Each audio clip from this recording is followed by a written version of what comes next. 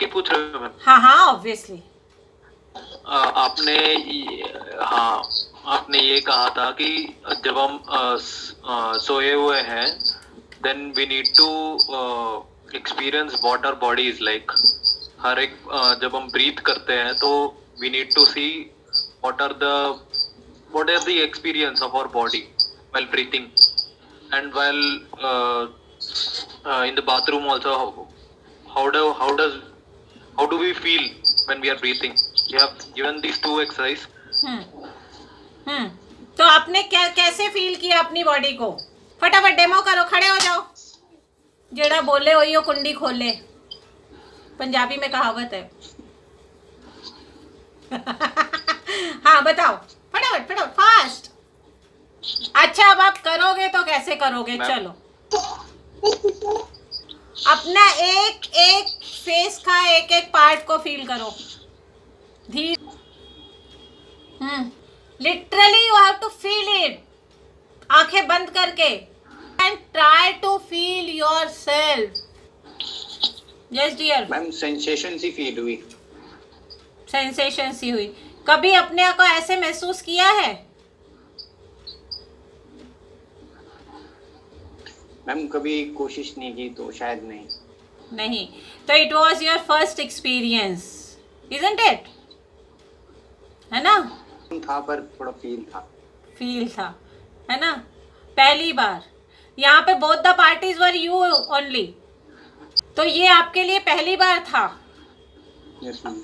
Life में आपने पहली बार किया? हाँ, क्योंकि हमने कभी सोचा ही नहीं होता, मैम। है ना? ऑलवेज वी फील कि हमें कोई आके हक करे। मतलब मैं अपने आप को कैसे प्यार कर सकती हूँ, ये तो पॉसिबल ही नहीं है। दूसरा ही मुझे कर सकता है, और मैंने तो जन्म लिया है दूसरे को प्यार करने के लिए। और ये ख्याल हमें वियर्ड लगता है कि खुद को प्यार करो, खुद को हक करो, खुद को फील करो, ये हमें वियर्ड लग रहा है। Whereas this is the reality, because you are going to stay with yourself till your last breath. That is the truth. हाँ, बहुत ऐसे मतलब एनर्जेटिक फीलिंग आई कि जब तक मतलब अभी तक मैंने खुद को ऐसा एक्सपीरियंस नहीं किया था। इतना टाइटली किसी और को करो, उससे ज्यादा फीलिंग खुद को हक करने में आया। आपको पूरी तरीके से उसमें इन्वॉल्व होना है। ये इसलिए मैंने कराया था कि आपको थिएटर जब करना होता है तो आपको उसमें 100% देना होता है अपना। 100% सिर्फ वक्त नहीं होता, और 100% का मतलब ये नहीं कि मैं यहाँ बैठ गई हूँ तो दिस इज़ माई 100%। नो, मुझे फिजिकली, मेंटली, इमोशनली पूरी तरीके से वहीं पर होना है। मैं अपने को महसूस नहीं करूँगी तो मैं किसी कैरेक्टर को महसूस नहीं कर सकती। अब मैं बताना चाहती हूँ आपको कि ये हम क्यों कर रहे हैं। ये आपको की जर्नी अपने को महसूस करने की, अपनी स्किन को महसूस करने की, अपने आप को महसूस करने की, अपने आप को देखने की जो है, ये आपको दूसरे कैरेक्टर की तरफ जाने वाले टाइम के लिए आपकी तैयारी है। जब मैं जानूंगी कि मैं सुहासिनी ऐसी हूँ, इतने फुट इतने इंच की मैं हूँ, ये मेरी स्किन का टेक्सचर है, मुझे ऐसा खुद को छूकर ऐसा महसूस होता है, मेरा फीचर्स ऐसे हैं, मेरे एक्सप्रेशंस ऐसे होते हैं because of my these features. मेरी ये बॉडी है, मैं कैसे बैठ रही हूँ, कैसे उठ रही हूँ, जब ये मैं महसूस करती हूँ, जब इस चीज़ का मुझे पता होता है मेरे शरीर पे कहाँ कहाँ कितने मोल्स हैं, जब मुझे अपनी बॉडी का एक एक पार्ट पता होगा, तब मैं दूसरे के बारे में जान सकूंगी। जब हम नाटक करते हैं तो हम किसी कैरेक्टर को वहाँ पर पोर्ट्रे करते हैं। कैरेक्टर को पोर्ट्रे करने का मतलब सिर्फ लाइंस को याद करके नहीं बोलना है। कई बार नाटक में हमारे पास लाइंस होती ही नहीं है, तब उस टाइम पे हमें क्या क्या चीज़ें करनी है। जैसे हमें अपनी बॉडी को समझना है, जैसे हमें अपने आप को महसूस करने की ताकत को समझना है, उसी तरीके से हम उस बंदे को समझ सकते हैं, उस कैरेक्टर को समझ सकते हैं। तब हम ये समझ सकते हैं, अगर मैं इसकी जगह होता, अगर मैं केतकी होती तो मैं क्या करती। अगर मैं रोहित होती तो मैं क्या करती, या गणेश अपनी लाइफ में क्या करता होगा जो मुझे करना है गणेश बनने के लिए। Getting my point? तो इस सब की हर चीज की जो शुरुआत होती है वो आपकी बॉडी से होती है, आपकी महसूस करने की ताकत से होती है। इसलिए आपको पूरा 100% यहाँ रहना है। अगर मैं अपनी बॉडी के साथ कंफर्टेबल नहीं हूँ, अपने आप के साथ कंफर्टेबल नहीं हूँ, तो दूसरा कैरेक्टर तो बिल्कुल दिखावा लगेगा वो। फिर क्यों ऐसा होता है? और बहुत कोई पेनफुल चीज़ होती है या कोई बहुत अच्छी चीज़ होती, किसी भी टाइप की होती है, तो आपको लगता है यार ये चीज़ मेरे साथ हो चुकी है, आप उसको महसूस करना शुरू करते। क्यों? वो तो दूसरा बंदा है। Because you have gone through such situations, mentally, emotionally, physically, whatever, तब आप उसको अपने आप से ज्वाइन कर सकते हो। आज हमारी चलेगी मूवमेंट, चलेगी स्ट्रेचिंग, चलेगी, और कोशिश करूंगी मैं कि आपकी फेशियल एक्सप्रेशन और ब्रीदिंग कुछ एक्सरसाइजेज आज मैं आपको करवा लूँ, ठीक है? अरे वाह, चेतना ने भी हाथ ऊपर किया, क्या बात है, clap for Chetna, she has started something. अब हम शुरू करते हैं हमारी ब्रीदिंग के साथ। हमारी वॉइस कहाँ से कैसे कैसे निकलती है। कल हमने देखा कि हमारी ब्रेथ कहाँ तक पहुँचती है, एयर कहाँ तक पहुँचती है।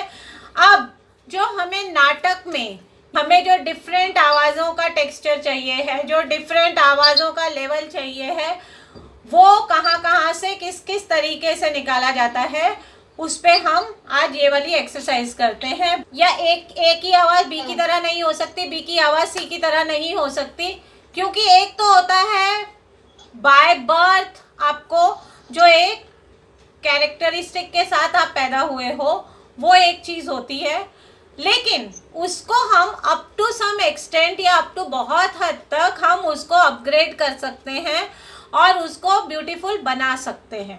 तो कुछ तो गॉड गिफ्ट है, कुछ उसने उसके ऊपर with the help of other elements उसके ऊपर काम किया।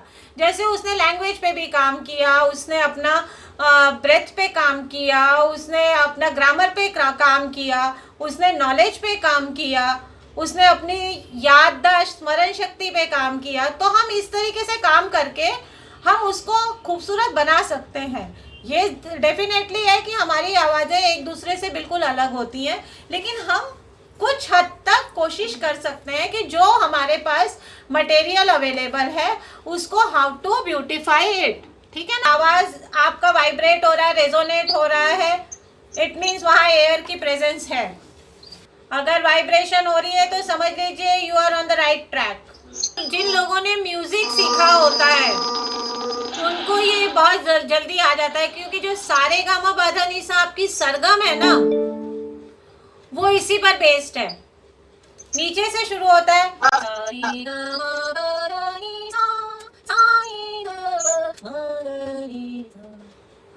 ये उसी तर्ज पर है और ये नेचर ने हमें दे रखी है। अब इसको कैसे करना है, ये तो हो गया, आपको इसकी प्रैक्टिस करनी पड़ेगी। Okay, done. ये आपको इंडिविजुअल बैठ के प्रैक्टिस करनी पड़ेगी, अपनी होमवर्क है ये आपका। अब क्या करना है आपको, इसको हमें आरोह अवरोह, चढ़ना, ascending order and descending order, इस ऑर्डर में एक ही ब्रेथ में, एक ही ब्रेथ है लेना और छोड़ना। जो है आपने ले लिया उसको, उसी को आपको टुकड़ों में ऊपर से नीचे चलाना है, उसी एयर को you have to use that. Yes ma'am. Let's do 1 2 3 start.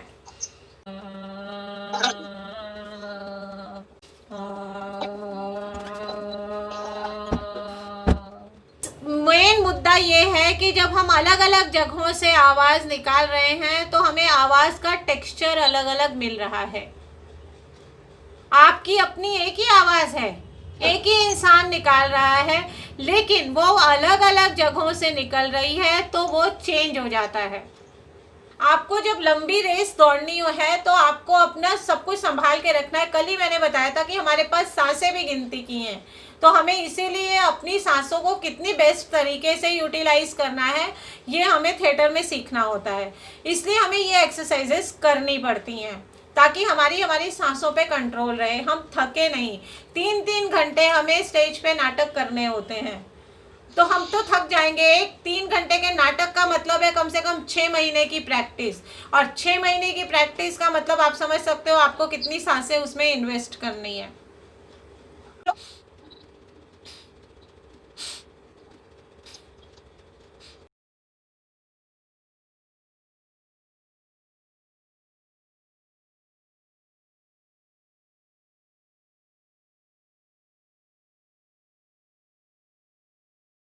की प्रैक्टिस करनी है और ये सोच के आना है कि ये मैंने एक्सरसाइज क्यों करवाई। डन? ओके, सो अब आओ, आपका बॉडी हो गया, स्ट्रेचिंग हुआ, आपका मूवमेंट हुआ, ब्रेथ हुआ, जो आपके शरीर से रिलेटेड चीज़ें हैं, ठीक है, आपका साउंड का हुआ। अब आता है आपका चेहरा, क्योंकि दिखता तो ये भी है ना, ये भी आपकी बॉडी का पार्ट है, और इसी से पता चलता है कि मैं खुश हूँ या नाराज़ हूँ या कैसी हूँ। इसी के एक्सप्रेशन से पता चलता है मोस्टली। उस आगे भी आपकी पूरी बॉडी भी बोलती है, वो मैं आपको बाद में बताऊंगी जब मैं आपको एक्सप्रेशंस नवरस कराऊंगी, then I will let you know that. अब आ जाओ, अब अपने, जब इसको आपको एक्सप्रेसिव बनाना है तो आपको करना क्या पड़ेगा? इसके ऊपर भी तो काम करना पड़ेगा ना हमको।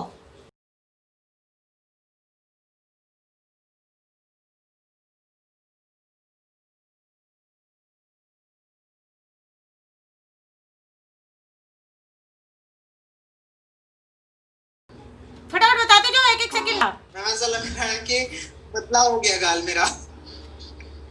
मैम काफी रिलैक्सिंग एक्सरसाइज है, रिलैक्सिंग इसके लिए। और आपका फेस एक्सप्रेसिव रहेगा हमेशा। So for today it's time to sign out. Yes. Okay, and have a nice time. Stay safe, be happy and keep practicing. कल होमवर्क पूरा करके आना आज। Till then it's time to say goodbye.